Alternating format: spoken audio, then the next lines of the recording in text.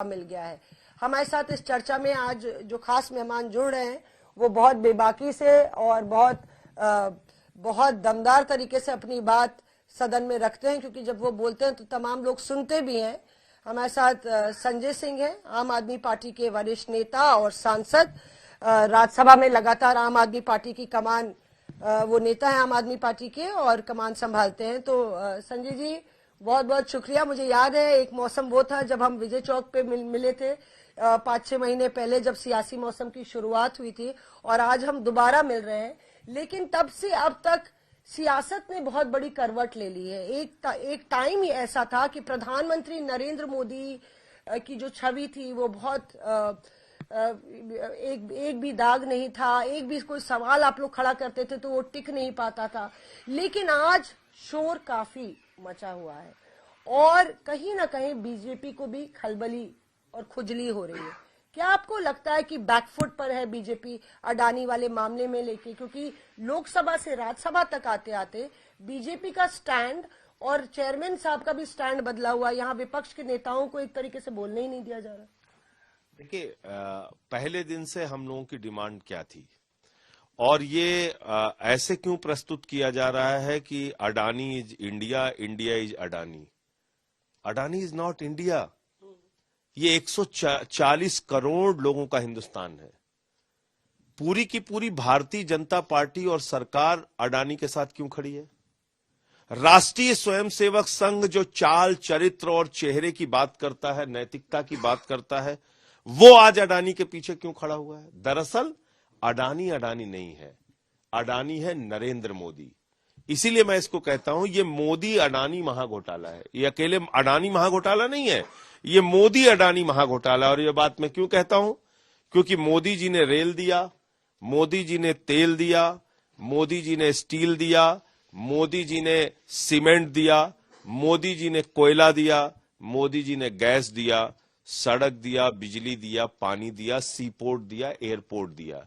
यानी कि आप आकाश में चले जाइए तो जहाज अडानी का, जमीन पर आ जाइए तो एयरपोर्ट, पोर्ट अडानी के, पाताल में चले जाइए तो कोयला, गैस, आयरन ओर अडानी के। तो नरेंद्र मोदी जी ने आकाश से लेकर पाताल तक सब कुछ अडानी को दे दिया और कहा बेटे चिंता मत करना, तेरा भाई तेरे साथ खड़ा है। 2.5 लाख करोड़ रुपए का बैंकों का कर्जा भी दे दिया। बोले अपना धंधा करने के लिए तुझे कोई तकलीफ नहीं होनी चाहिए, 2.5 लाख करोड़ का तू बैंकों से कर्जा ले ले। उसने कहा घाटे हो रहे, बोले चिंता मत करना, तेरा भाई खड़ा है। 84,000 करोड़ रुपए का कर्जा भी माफ कर दिया उसका मोदी जी ने।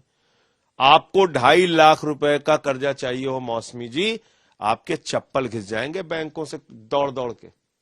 आपको कोई एजुकेशन लोन इस देश का नौजवान चाहता हो, रेडी पे दुकान लगाने के लिए लोन चाहता हो, या घर में कोई बीमार हो गया हो तो उसके लिए लोन चाहता हो, चप्पल घिस जाएंगे। 2.5 लाख करोड़ रुपए एक व्यक्ति को निकाल कर दे दिया गया। क्यों इतना बड़ा फेवर किया गया? क्योंकि वो बीजेपी को चंदा देता है झोली भर भर के। बीजेपी पार्टी चलाता है अडानी, इसलिए आज पूरी की पूरी भारतीय जनता पार्टी एक भ्रष्टाचारी के साथ खड़ी है, एक महाघोटालेबाज के साथ खड़ी है। आप जरा सोचिए, 38 फर्जी कंपनियां मॉरिशस और कैरिबियाई देशों में बनाकर उस व्यक्ति ने लाखों करोड़ रुपए उन फर्जी कंपनियों के जरिए हिंदुस्तान की अपनी कंपनियों में लगाया। किसका पैसा है ये? आतंकवादियों का है, मोदी सरकार के मंत्रियों का है, नरेंद्र मोदी जी का है, या अधिकारियों का है? कैसे पता चलेगा? इसलिए हम कह रहे हैं जेपीसी बनाओ, जेपीसी बनाकर इस पूरे मामले की जांच कराओ। ये भारत की आजादी का अब तक का सबसे बड़ा घोटाला है जिसमें देश के प्रधानमंत्री नरेंद्र मोदी शामिल हैं। नहीं, पर यही जो बात आप कह रहे हैं कि प्रधानमंत्री नरेंद्र मोदी शामिल है, लगातार आज राज्यसभा में भी बोल रहे हैं, कागज कहाँ है? मतलब आप लोग ये आरोप लगा रही है सरकार ये आरोप लगा रही है कि आप लोग निराधार आरोप लगा रहे हैं, हवाई बात कर रहे हैं। क्या कागज चाहिए आप बताइए? ऑस्ट्रेलिया में माइनिंग दिलवाया, ऑस्ट्रेलिया में माइनिंग दिलवाया और 7,500 करोड़ रुपए का कर्जा अडानी को दिलवाया नरेंद्र मोदी जी ने। क्या यह सच नहीं है? क्या यह सच नहीं है कि श्रीलंका में स्टैंडिंग कमेटी के सामने बिजली विभाग के चेयरमैन ने यह कहा कि दरअसल प्रधानमंत्री नरेंद्र मोदी ने बिजली का ठेका वहां दिलवाया? क्या यह सच नहीं है कि बांग्लादेश में बिजली का ठेका प्रधानमंत्री नरेंद्र मोदी ने दिलवाया। जो बिजली का प्लांट लग रहा है झारखंड में, उसकी 1 यूनिट बिजली हिंदुस्तान को नहीं मिलनी है, वो सारा का सारा बांग्लादेश, यानी कि कोयले का जो धुआं झेलेंगे वो हिंदुस्तान के लोग झेलेंगे। अडानी की जो बिजली बिकेगी वो बांग्लादेश में बिकेगी। तो सवाल ये है कि आप एक व्यक्ति के नाम पे सब कुछ लुटा देना चाहते हैं, सब कुछ दे देना चाहते हैं उसी व्यक्ति को। तो इसलिए इस पूरे मामले की जेपीसी से जांच होनी चाहिए। प्रधानमंत्री नरेंद्र मोदी इसमें शामिल है, उनका पुराना रिश्ता है इससे। आज पीयूष गोयल कह रहे थे, और जो बात आप कह रहे हैं, वित्त मंत्री भी ये कह रही हैं कि हमारा एक रोबस्ट मैकेनिज्म है, हमारे रेगुलेटर्स हैं, हमारी एजेंसियां हैं, वो अपना काम करेंगी, कोई गलत करेगा तो उसको सजा दी जाएगी। ये एक और एक दो बताना, प्रधानमंत्री को इसमें खींचना, ये तो बेसिकली विपक्ष का काम ऐसा ही है। बहुत ही भोले बालक और बहुत ही नादान हमारे देश की वित्त मंत्री हैं। वो इतने भोले हैं हमारे पीयूष गोयल जी और वित्त मंत्री जी कि इतना हजारों लाखों करोड़ का घोटाला हो गया, उनको पता नहीं चला, उनको कुछ मालूम नहीं चला। आप मुझे बताइए, एक पत्रकार केरला का जो 49,000 रुपए उसके अकाउंट में कुछ गड़बड़ी पाई जाती है, तो 1.5 साल अभी जेल में रह के आया। कितनी जांच चल रही है अडानी के खिलाफ, बताइए ना मुझे, बताइए। जो व्यक्ति 2007 में जेल जा चुका है, जो व्यक्ति 1999 और 2020 के बीच में केतन पारिक के साथ शेयर घोटाला कर चुका है, आप मुझे बताइए ना, आप बताइए कि कितने घोटाले और भ्रष्टाचार में इसका नाम आ चुका है, बावजूद इसके मोदी सरकार के दौरान कितनी जांच इसके खिलाफ चल रही है। पीयूष गोयल इसका जवाब दें, इसका जवाब दें कि 38 फर्जी कंपनियां जो विदेशों में बनाई गई, उसमें आतंकवादी का पैसा आ रहा है इसकी कंपनी में, अधिकारियों का है, केंद्रीय मंत्रियों का है, प्रधानमंत्री नरेंद्र मोदी का है, भारतीय जनता पार्टी का है, किसका पैसा है, इसकी कौन सी जांच हो रही है? मैं भी जानना चाहता हूं, बताइए आप कौन सी जांच हो रही है। नहीं, पर जेपीसी की मांग आप जो कर रहे हैं उससे क्या हो जाएगा? मतलब अगर जेपीसी की मांग में सारी पॉलिटिकल पार्टीज के प्रतिनिधि होते हैं, सामने एक एक तथ्य को सामने ला के परखा जा सकता है, उसकी जांच की जा सकती है, और पहले भी जेपीसी बनी है, कोई ऐसी नई चीज हम नहीं मांग रहे हैं आपसे। तो इन्हीं जेपीसी बनाने के लिए पहले ये पार्टी हंगामा करती रही है, सदन को पूरा सत्र नहीं चलने दिया है। ये सच नहीं है क्या? आप बताइए। और आप चिड़िया उड़ योजना चला रहे हैं, मतलब आपके राज्य में कोई भी आदमी बैंक का घोटाला करता है, करोड़ों लोग तो बर्बाद हो जाते हैं, और वो व्यक्ति उड़ के चला जाता है हिंदुस्तान से। आपने कहा नीरव मोदी उड़ के चला गया, फिर कहा मेहुल चौकसी उड़ के चला गया, फिर कहा विजय माल्या उड़ के चला गया, फिर कहा ललित मोदी नितिन संदेशरा उड़ के चला। तो ये चिड़िया उड़ योजना चला रही है सरकार। इसका एक भाई विदेश का नागरिक है, कल को ये भी अडानी भी विदेश की नागरिकता ले लेगा, हिंदुस्तान से चला जाएगा और ऐसे देश की नागरिकता लेगा जहां से आपकी प्रत्यार्पण संधि नहीं है, तो भारत आ भी नहीं पाएगा।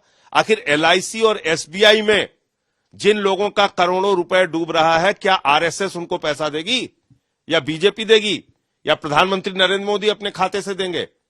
और कह क्या रहे हैं ये लोग? सोचिए, शर्म आती है आरएसएस और बीजेपी के ऊपर। एक महाघोटालेबाज को, सुन तो लीजिए, सुनिए ना आप, एक महाघोटालेबाज को इतना बड़ा संरक्षण दे रही है आरएसएस और बीजेपी, और नरेंद्र मोदी जी कह रहे हैं भारत पे हमला हो गया, अडानी पे हमला करके उसके भ्रष्टाचार को खोल के भारत पे हमला कर दिया। अच्छा भाई, चलो भारत पे हमला कर दिया, तो कहां छिपे हैं राष्ट्रीय सुरक्षा सलाहकार, कहां है रक्षा मंत्री जी, कहां है अमित शाह जी? अगर भारत पे हमला हो गया तो प्रधानमंत्री को तो जरूर बोलना चाहिए, भारत के हमले को बचाइए। और अभी तो एक नए हमलेबाज पैदा हो गए। 2 दिन पहले हजारों करोड़ का टेंडर योगी आदित्यनाथ ने कैंसिल किया, बिजली का टेंडर, बिजली का मीटर लगाने का टेंडर, हजारों करोड़ का अडानी का टेंडर, वो किसने कैंसिल किया? संजय सिंह ने नहीं, योगी आदित्यनाथ, भारतीय जनता पार्टी के मुख्यमंत्री। तो योगी आदित्यनाथ भारत पे हमला कर रहे हैं, योगी आदित्यनाथ भारत के खिलाफ साजिश कर रहे हैं। अरे भाई, 6,000 का बिजली का मीटर, स्मार्ट मीटर, वो ये व्यक्ति 10,000 रुपए में दे रहा था उत्तर प्रदेश के लोगों को। जब इस पे आरोप लगा, इसके भ्रष्टाचार खुलने लगे, योगी आदित्यनाथ ने हजारों करोड़ का, 5400 करोड़ रुपए का इसका टेंडर कैंसिल कर दिया, 25,000 करोड़ का इसको टेंडर मिला है। तो योगी आदित्यनाथ ने भारत पे हमला कर दिया। ऐसे बेईमान को बचाने के लिए भारत को आगे लेके आ रहे हो। पीयूष गोयल ये कह रहे हैं कि आप विदेशी आरएसएस और बीजेपी ये कर रही है। विदेशी रिपोर्ट पे आप लोग रिलाई कर रहे हैं। आज प्रणंजय गुहा ठाकुरता कौन है? भारत के हैं कि विदेशी हैं? कब आई थी उनकी रिपोर्ट अडानी के भ्रष्टाचार को लेकर? बताइए अपने दर्शकों को। 2016 में, तब ये सरकार सो रही थी। रवि नायर कौन है? भारत के हैं, हिंदुस्तान के हैं, पत्रकार है। वायर की तरफ से रिपोर्ट आई, तमाम एजेंसियों ने इनके खिलाफ रिपोर्ट दिया। अडानी के कोयला घोटाले के खिलाफ सुदीप श्रीवास्तव नाम के एक एक्टिविस्ट ने सुप्रीम कोर्ट में केस कर रखा है। आप सोते रहेंगे, कार्रवाई नहीं करेंगे। अब कह रहे हैं विदेशी रिपोर्ट, विदेशी रिपोर्ट। अरे विदेशी रिपोर्ट क्या? वो विदेश कह रहा है उस हिंडनबर्ग की जो रिपोर्ट है वो तो 27 कंपनियों की रिपोर्ट पहले दे चुका है, जिसमें अमेरिका की भी एक कंपनी है, चाइना की भी है, जापान की भी है। तो सारे देश के ऊपर हमला कर रहा है वो। ऐसे कुतर्क अगर आप दोगे तो ये पूरा देश मानेगा कि भारतीय जनता पार्टी पूरी तरीके से आज भ्रष्टाचार में लिप्त, आकंठ डूबी हुई, और उनके प्रधानमंत्री भ्रष्टाचार में लिप्त हैं। इसीलिए इसको बचाने के लिए पूरी बीजेपी सामने आ रही है। संजय जी, फिर यही सवाल जनता पूछती है कि अगर आप जो आपने बात की, आप सियासी मौसम में रख रहे हैं, यही बात आप सदन के भीतर रखते हैं। आपने वॉकआउट क्यों? अभी जब आपने बात शुरू किया, आपने खुद बताया कि सदन में बोलने नहीं दे रहे हैं। नहीं, मतलब आप 2-6 सुन तो लीजिए, कोशिश मैं बता रहा हूं ना। कोशिश आपके दर्शकों को, हम कह रहे हैं कोशिश आपके दर्शकों को पता चलनी चाहिए। भारत की संसद का नियम है 267। 267 क्या है? अति महत्वपूर्ण मुद्दे पर सदन के बाकी कार्यों को स्थगित करके चर्चा कराई जाए। संजय सिंह सहित 12-12, 14-14 पार्टियों ने 267 का नोटिस दिया कि सदन में चर्चा कराओ इस महाघोटाले के ऊपर। पार्लियामेंट ने मानी क्या हमारी बात? सरकार ने मानी क्या? सभापति महोदय ने अलाउ किया क्या? बताइए अपने दर्शकों को कि हमने नियम फॉलो किया कि नहीं किया। हमने प्रधानमंत्री को चिट्ठी लिखी, इस महाघोटालेबाज की जांच कराओ, जेपीसी बनाओ, कोई जवाब नहीं। मैंने ईडी को लिखा, मैंने इनकम टैक्स डिपार्टमेंट को लिखा, मैंने सीबीआई को लिखा, इसकी जांच कराओ। सेबी को लिखा, जांच कराओ। हमने सारे प्रोसेस फॉलो किए। ऑल पार्टी मीटिंग हुई पार्लियामेंट शुरू होने से पहले, वहां हमने कहा भाई ये इस एजेंडे में इस अडानी के महाघोटाले को भी शामिल करो, ये मोदी अडानी का जो महाघोटाला है इसकी भी जांच कराने के ऊपर चर्चा कराओ, जेपीसी बनाओ। नहीं शामिल किया गया एजेंडा में। तो आप मुझे बताइए कि किस फोरम पे जाएं और कहां पे कहें, क्या तरीका है उसका? देखिए, बहुत दिलचस्प है। तो इसलिए मैं ये कह रहा हूं कि हमने पहले दिन ये तय किया था कि सदन में अगर जेपीसी पे चर्चा होगी और जेपीसी बनाने की बात होगी तो हम डिस्कशन में शामिल होंगे। और जब तक इस महाघोटाले पे मोदी सरकार जवाब नहीं देती, आज देखिएगा, आज अगर लोकसभा में वो बोलेंगे जेपीसी बनाने के लिए, तो आप बताइएगा मुझे।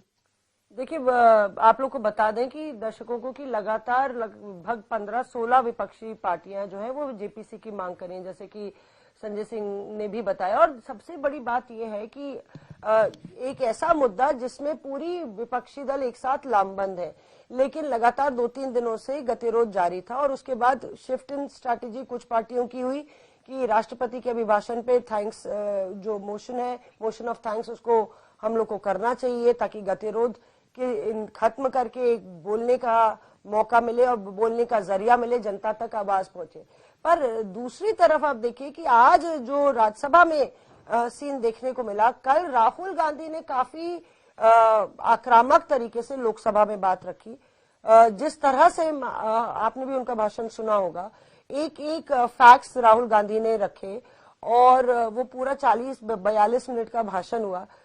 आज राज्यसभा में मुझे लगता है कि कहीं ना कहीं स्ट्रैटेजी में बदलाव है। अडानी का नाम भी लो तो भी उस पर धनखड़ साहब कह रहे हैं कि ये तो आरोप आप लगा रहे हैं, आप ऐसे कैसे कह सकते हैं, घोटाला है। तो क्या आपको लगता है कि अडानी के डिफेंस में सरकार पूरी तरह से जो है नजर आ रही है? मतलब बतौर पत्रकार तो हम ये कह सकते हैं कि मुझे बड़ा अजीबोगरीब लग रहा है। हालांकि ये अलग बात है कि अभी आरोप लगे हैं और ये साक्ष्य नहीं है या साबित नहीं हुआ है, पर सरकार आपको लगता है बिल्कुल ही बैकफुट पे है? प्रधानमंत्री भी राज्यसभा में बैठे हुए थे। तो देखिए, ये यही बात है जो आपने अभी कहा। बात दरअसल ये है कि अडानी का मसला अकेले नहीं है, ये मसला है प्रधानमंत्री नरेंद्र मोदी का। प्रधानमंत्री नरेंद्र मोदी और भारतीय जनता पार्टी की सरकार ने आकाश से लेकर पाताल तक सब कुछ अडानी को दिया है। पोर्ट, सी पोर्ट, बिजली, कोयला, गैस, सड़क, सब कुछ दिया है। तो अगर 2.5 लाख करोड़ रुपए का कर्जा दिया है, 84,000 करोड़ रुपए का कर्जा माफ किया है, तमाम जांचों से, भ्रष्टाचार के आरोपों से बचाया है, आप सोचिए ना, अडानी दुनिया का 3रे नंबर का अमीर बन जाता है। और भारत के, सरल भाषा में समझा रहा हूं आपके दर्शकों को, अडानी दुनिया का 3रे नंबर का अमीर बन जाता है मोदी जी की कृपा से, और भारत के 15 टॉप टैक्स पेयर्स की सूची में वो नहीं है। तो एक बात तो सीधे सीधे साबित होती है ना कि वो टैक्स की चोरी करता है। भाई, भारत के 15 सबसे बड़े करदाताओं की सूची में उसका नाम नहीं है, और दुनिया का 3रे नंबर का अमीर है। यह कैसे हो सकता है? तो इसलिए हर तरीके से उसको फायदा पहुंचाना है। और अब जब उसका महाघोटाला खुला है, मोदी अडानी का महाघोटाला खुला है, तो पूरी की पूरी सरकार बचाने के लिए सामने आ गई है। लेकिन इस देश के करोड़ों लोगों का पैसा एसबीआई में, एलआईसी में डूब रहा है, क्योंकि एलआईसी ने, एसबीआई ने हजारों करोड़ रुपए इसकी कंपनी में लगाया है। तो ये सारे सवाल हैं, इसका जवाब सरकार को देना चाहिए, सामने आके जेपीसी बनानी चाहिए। हम लोग ने वित्त मंत्री से पूछा था कि आप लोग हस्तक्षेप क्यों नहीं करते हैं, एसबीआई है चाहे वो एलआईसी है, तो क्या इस तरह से देना चाहिए था, मतलब कि जहां पे प्राइवेट बैंक नहीं दे रहे हैं अडानी को पैसा, ऐसे सरकारी बैंक पैसा देते हैं। तो निर्मला सीतारमण का ये कहना है कि भाई देश, एसबीआई का, एलआईसी का अपना बोर्ड ऑफ डायरेक्टर्स है, हम ज्यादा इंटरफियर करें तो आप बोलेंगे ओ हम लोग इंटरफियर कर रहे हैं। एलआईसी ने एकमात्र अडानी को पैसा नहीं दिया है, पैसा और भी वेंचर्स में इन्वेस्ट किया है, और भी इंडस्ट्रियलिस्ट को दिया है। जो एलआईसी का शेयर है वो एक परसेंटेज है, और उनके बोर्ड ऑफ डायरेक्टर्स का विवेक है, वो सही गलत हो सकता है। तो बताइए ना, कितना पैसा दिया एलआईसी ने, किस कंपनी को दिया है, नाम बताइए। ऐसे कहने से थोड़ी होगा। किस कंपनी को दिया है? 87,000 करोड़ रुपए शेयर की वैल्यू थी, जो शेयर अडानी की कंपनियों के एलआईसी ने खरीदे थे। अब इस घोटाले को समझिए। 87,000 करोड़ रुपए की उसकी वैल्यू कैसे थी? क्योंकि शेयर को ओवर वैल्यू किया गया। ओवर वैल्यू कैसे किया गया? जो मैंने आपको बताया, मॉरिशस और कैरिबियाई जैसे देशों में 38 फर्जी कंपनियां अडानी और इसके भाइयों ने मिलकर कुछ लोगों के साथ बनाई, और उसमें एक नाम और भी है, अगस्ता वेस्टलैंड का आरोपी चैंग चुंग लिंग, जिसके साथ इन्होंने कंपनियां बनाई और हजारों लाखों करोड़ रुपए अपनी कंपनियों में भारत के अंदर लगाया। जब अपनी कंपनियों में लगाया तो शेयर की वैल्यू वास्तविक वैल्यू नहीं था, उसका शेयर का वैल्यू बढ़ा, अचानक ओवर वैल्यू किया। जब शेयर का वैल्यू ओवर वैल्यू कर दिया, उसके दाम बढ़ा दिए गलत तरीके से, तो उसी के आधार पर एलआईसी से और बैंकों से इन्होंने कर्जा ले लिया, और उसी के आधार पर एलआईसी ने शेयर खरीद लिया। मान लीजिए 10 रुपए का शेयर है, हमने उसको गलत ढंग से फर्जीवाड़ा करके बढ़ा के उसको 1000 रुपए का कर दिया, तो एलआईसी वो शेयर तो 1000 रुपए में खरीदेगी ना, लेकिन जब ये शेयर डूबेगा तो 10 रुपए का आ जाएगा। 990 रुपए का किसका नुकसान होगा? एलआईसी का नुकसान होगा। और जब एलआईसी का नुकसान होगा तो किसका नुकसान होगा? देश के आम आदमी का नुकसान होगा। यही समझाने की मैं कोशिश कर रहा हूं कि एसबीआई ने और एलआईसी ने जो शेयर खरीदे या कर्जा दिया, वो ओवर वैल्यू रेट पे दिया, यानी कि वास्तविक शेयर वो नहीं था।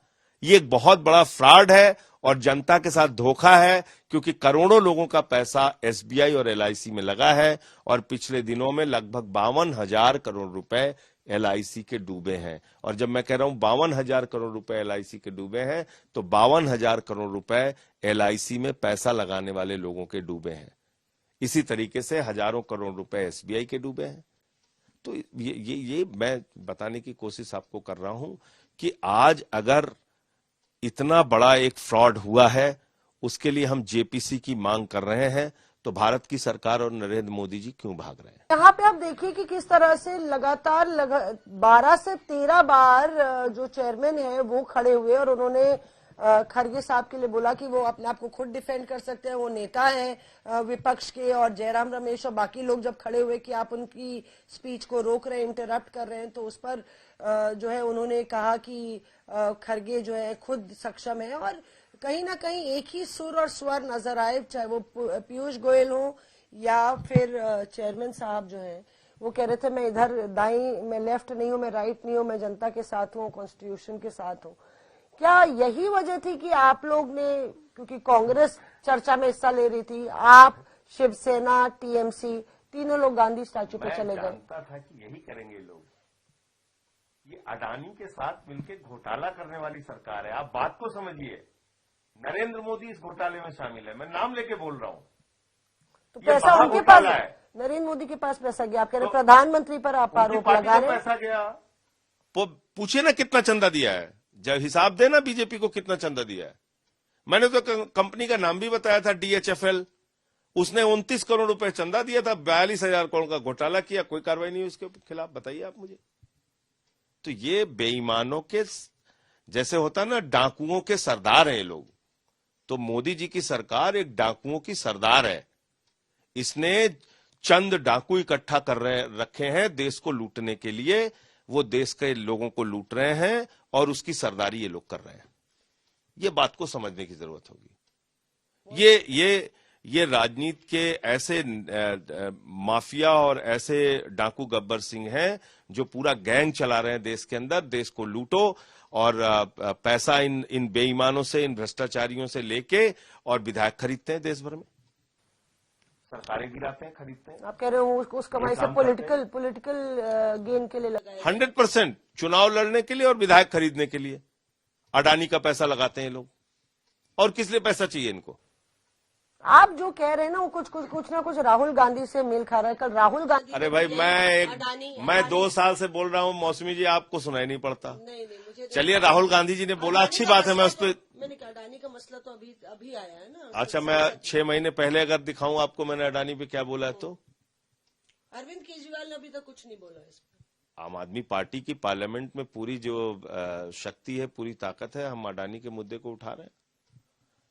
एक मिनट जरा मेरा फोन दीजिए भाई।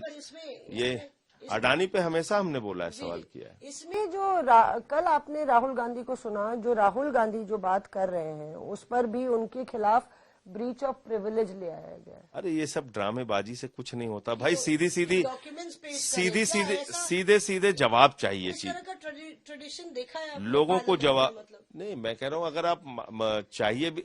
अच्छा, आपकी कंपनियां कोई जांच नहीं करेंगी? जो भाई 140 करोड़ लोगों ने आपको भारत का प्रधानमंत्री बनाया, किस लिए बनाया? कि सारे कागजात जो है वो संजय सिंह लाके दें। सीबी और सीबीआई और ईडी और इनकम टैक्स डिपार्टमेंट कुछ नहीं करेगा। मोदी जी की सरकार क्या करेगी? वो घास छीलेगी। सारे कागज राहुल गांधी लाके दें, संजय सिंह लाके दें, अरविंद केजरीवाल लाके दें और सारी जांच हम लोग करें और ये लोग घास छीलेंगे।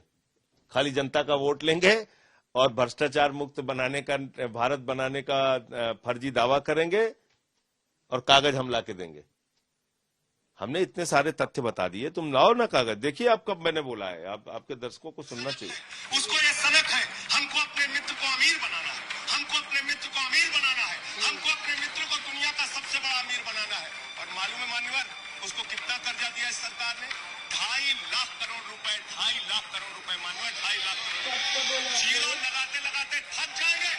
एक इंसान को 2.5 लाख करोड़ रुपए और बच्चे के दूध पे टैक्स लगाते हो, आटा दाल चावल पे टैक्स लगाते हो। हिंदुस्तान, आप बताइए, ये हमारी 6 महीने पुरानी स्पीच है। तो आप बताइए, मेरी बात उस समय सुन लिए होते? आप ये जो कह रही हैं कि अडानी पे अभी हम बोलना शुरू किए, ये बताने के लिए मैं बता रहा हूं कि जब भी पार्लियामेंट में बोलने का मौका मिला, हमने ये बार बार कहा, भाई आपने 11 लाख करोड़ रुपए चंद पूंजीपतियों का माफ कर दिया, वो मुद्दा हमने उठाया। आपने लोन सेटलमेंट के जरिए 3.5 लाख करोड़ रुपए माफ कर दिया चंद कंपनियों का, वो मुद्दा हमने उठाया। अडानी का मुद्दा उठाया कि भाई एक ही आदमी को आपने इतना बड़ा कर्जा दे दिया, क्यों दे दिया? तो ऐसा नहीं है, जब भी मौका मिला इस सारे मुद्दे पे हम लोग सरकार को सचेत करते रहे। दुर्भाग्य एक ही बात की है कि ये लोग ना कुछ सुनने को तैयार होते हैं, ना समझने को तैयार होते हैं, ना बोलने को तैयार होते हैं। तो इसलिए जरूरत इस बात की है कि आज हम लोग जेपीसी की एक डिमांड लेके सारा विपक्ष एक साथ आया था।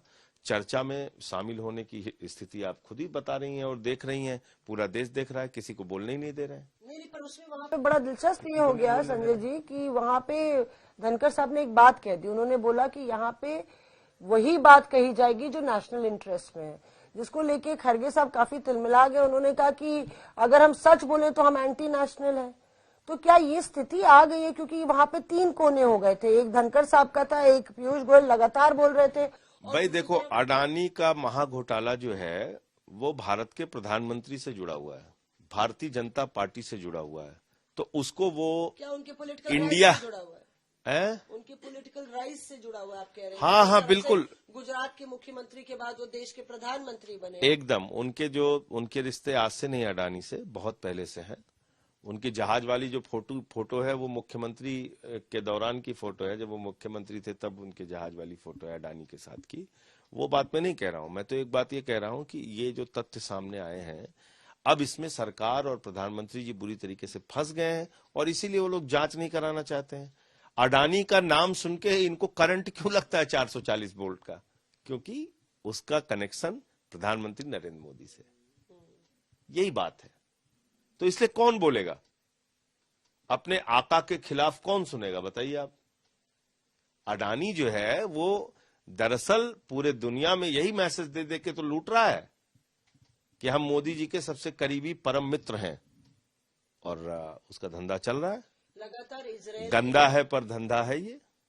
इजराइल की बात हो रही है, बांग्लादेश की बात हो रही है, श्रीलंका की बात हो रही है, ऑस्ट्रेलिया आप भूल गए, ऑस्ट्रेलिया की बात हो रही है। तो जिस तरह से मतलब ये भी बात कही जा रही है कि अगर किसी में, मतलब मैं कह रही हूँ सरकार ये दलील दे रही है कि कोई अगर एंटरप्राइजिंग है, किसी के पास कोई आइडिया है, अगर यही तो मेक इन इंडिया है और यही तो इंडिया का टैलेंट है कि अगर कोई अपने आप को हार्ड सेल कर सकता है और सक्सेस सीधे और साफ रास्ते से अगर उसको मिलता है विदाउट एनी, तो 7 दिन में वो आइडिया डूब क्यों गया? 7 दिन में वो जो इतना इंटेलिजेंट आइडिया था वो डूब कैसे गया? अगर फर्जीवाड़ा नहीं था, फ्रॉड नहीं था, घोटाला नहीं था, तो वो पैसे क्यों निकाल लिए लोगों ने? बताइए आप मुझे। अगस्ता वेस्टलैंड में जो व्यक्ति आरोपी है चैंग चुंग लिंग, उसका मॉरिशस में इसके भाइयों की कंपनी में 36,000 करोड़ रुपए लगा और वो 36,000 करोड़ रुपए रूट होके आया है। वो कंपनियां क्या काम करती हैं भैया? कहां से मुनाफा पा रही हैं? मॉरिशस जैसे देश में उनका कौन सा ऐसा व्यापार चल रहा है? ये पैसा कहां से आ रहा है? सारे टैक्स हेवन कंट्रीज के अंदर इन्होंने ऐसी फर्जी कंपनियां 38 खोली और उसके जरिए रूट किया पैसा, अपनी कंपनियों में पंप किया। उसकी जांच होनी चाहिए कि नहीं होनी चाहिए? सेबी कहां है? सीबीआई कहां है? ईडी कहां है? इनकम टैक्स डिपार्टमेंट कहां है? कहते हैं कागज लेके आओ। अरे भाई, कागज ये लोग लाएंगे, हम लाएंगे? देखिए सबसे बड़ा कागज तो ये लोग लाएंगे ना, कागज लाओ। विपक्ष जिस तरह से सवाल उठा रहे हैं और संजय सिंह कह रहे हैं कि यहाँ पे तो जैसे ही कुछ घोटाले की बू भी आती है तो विपक्षी नेताओं पर ईडी, सीबीआई और सारी एजेंसियां हावी हो जाती हैं। कई बार तमाम पार्टियों ने प्रोटेस्ट किया है, चाहे वो आम आदमी पार्टी हो या कांग्रेस हो, चाहे कोई भी पार्टी हो, वो लगातार कहा जाता है कि ईडी, सीबीआई का डंडा इस्तेमाल होता है। तो यहाँ पे बड़ा सवाल, देखिए मोदी जी की सबसे बड़ी उपलब्धि क्या है? देखिए उनकी सबसे बड़ी उपलब्धि ये है कि उन्होंने बहुत मेहनत करके 8 साल में ईडी से 3,000 छापे मरवाए और कन्विक्शन रेट मालूम है उसका ईडी का कितना है? मात्र 0.5%, यानी 0.5% लोगों पे आरोप सिद्ध हो पाया। तो ईडी क्या है? ईडी ये इनका एक ऐसा हथियार है, किसी को बदनाम करना हो, किसी को जेल में डाला हो, ऐसी प्रतिष्ठित संस्थाओं को इन्होंने मटिया मेट कर दिया उसकी इमेज को। अब ईडी कहीं कोई कार्रवाई करती है तो जैसे वो भेड़िया आया वाली कहानी है, वही हालत हो जाती है। अब मजाक करने लगे लोग, अच्छा भैया सीबीआई का छापा पड़ा, अरे ऐसे ही फर्जी किया होगा। ईडी का छापा पड़ा, मतलब कोई विश्वास ही नहीं रह गया इन संस्थाओं की। अब ईडी का छापा मारिए जितना मार सकते हैं। और मैं तो प्रस्ताव दूंगा कि सारे विपक्ष के नेताओं को नरेंद्र मोदी जी को तुरंत पकड़ के जेल में डाल देना चाहिए, लेकिन बावजूद इसके मोदी अडानी के महाघोटाले का जवाब देना चाहिए। आप लोगों को सारे विपक्ष, मतलब क्या? अरे भाई खुशी के लिए, जांच की मांग कर रहे हैं ना? नहीं खुशी के लिए ना। हाँ। भाई विपक्ष के नेताओं पे कार्रवाई करके मोदी जी को खुशी मिलती है तो हम उनके इस खुशी में उनके भागीदार बनना चाहते हैं। वो सारे सब लोगों को जेल में डालो, पहले मोदी जी खुश हो जाए, उसके बाद अडानी मोदी के घोटाले की जांच हो।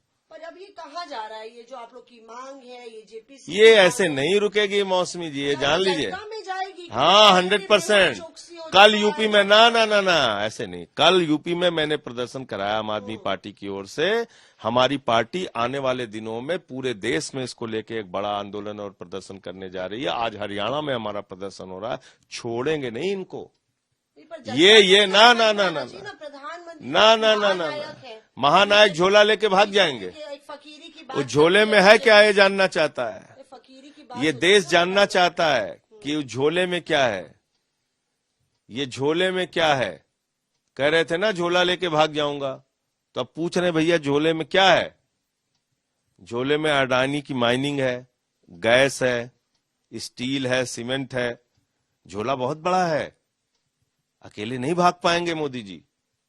कहते हैं झोला लेके भाग जाएंगे, ऐसे थोड़ी झोला लेके भाग जाओगे भाई। लाखों करोड़ रुपए लुट गया लोगों का, आप झोला लेके भाग जाओगे? ये नहीं, ये गलत बात है। वो झोले में क्या है वो सब जानना चाहते हैं लोग। देश के लोगों का, करोड़ों लोगों का पैसा डूब रहा है LIC और SBI में, लोगों को जवाब चाहिए। और इनके जमाने में बैंक भी लूटे हैं मौसमी जी। देखिए, याद रखिए, यस बैंक बर्बाद हुआ, पंजाब नेशनल बैंक बर्बाद हुआ। कौन लोग थे ये? नीरव मोदी कौन है? मेहुल चौकसी कौन है? जिसको हमारे प्रधानमंत्री मेहुल भाई कह के बुलाते थे। विजय माल्या को किसने भगाया? मोदी जी की सरकार ने भगाया। फिर भी बीजेपी चुनाव जीती जा रही है। ललित मोदी कौन है? जनता में भी तो ये आना चाहिए ना कि प्रधानमंत्री, मतलब कि जनता को कहीं ना कहीं। ठीक है, कई बार आपकी बातें पहुंचने में थोड़ा समय लगता है, इससे निराश नहीं होना चाहिए। इस बात को पहुंचाएंगे हम लोग। पर निजी रूप से आपको नहीं लगता कि, मतलब निजी रूप से प्रधानमंत्री को भ्रष्ट कहना सही नहीं होगा? मतलब निजी रूप से मतलब कैसे होता है बताइए आप? नहीं, मतलब मैं ये कह रही हूँ, आप अभी नहीं, कोयला घोटाला मनमोहन सिंह के टाइम में हुआ। मनमोहन सिंह को आज भी कोई व्यक्तिगत रूप से भ्रष्ट नहीं करता, सरकार को भ्रष्ट कहता है। हुआ ना भाई। तो अडानी का घोटाला जो है वो नरेंद्र मोदी से अलग कैसे है, मुझे समझाइए ना आप। मुझे समझाइए कि क्या आतंकवादियों का पैसा आया विदेशों से इसकी कंपनी में?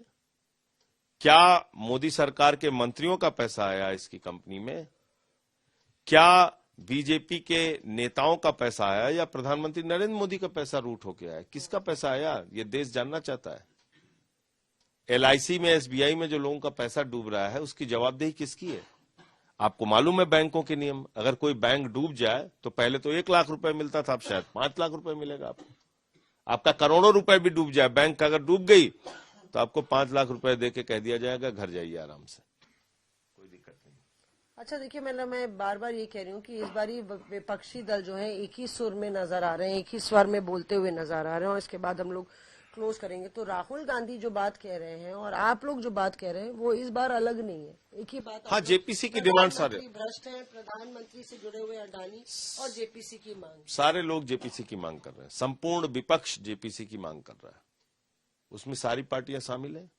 ठीक है, वो लोग डिस्कशन में शामिल हो रहे हैं, अंदर जेपीसी की मांग कर रहे हैं। हमें लगता है कि वो डिस्कशन करने ही नहीं देंगे। अडानी का नाम लेने से ही उनको 440 वोल्ट का करंट लगता है मोदी सरकार को। आज प्रधानमंत्री जवाब देंगे आप लोग के तमाम आरोपों का भी। देने दीजिए, जेपीसी बनाए ना पहले। जवाब तो एक ही है, जेपीसी। वो अगर बना रहे हो तो बताइएगा, और बन जाएगा तो आप बताइएगा, मैं उनको धन्यवाद दूंगा।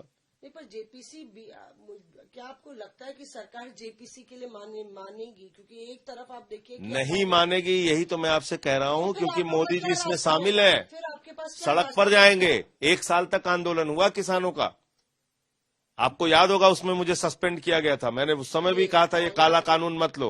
1 साल लग गए, 750 किसान मर गए, पूरे देश के अंदर उनका आंदोलन हुआ। फिर 1 साल बाद आप आते हैं, रोने लगते हैं, कहते हैं हमारी तपस्या में कमी हो गई, हम कानून वापस ले रहे हैं।